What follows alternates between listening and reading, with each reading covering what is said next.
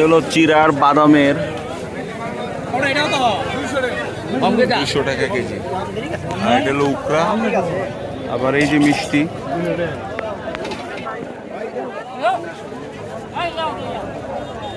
এই যে আসলে বান্নিতে মেলাতে এই জিনিসগুলো আসলে আনকমন, অন্য জায়গায় পাওয়া যায় না এগুলো।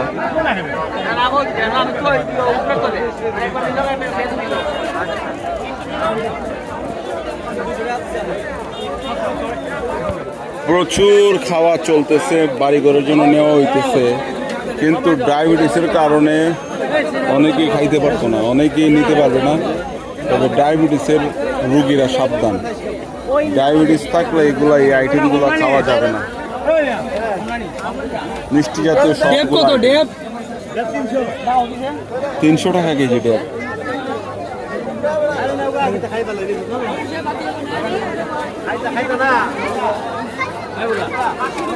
ব্যবসা হইতেছে খুব প্রচুর, মানুষ কেনা বেচা, প্রচুর কাস্টমার।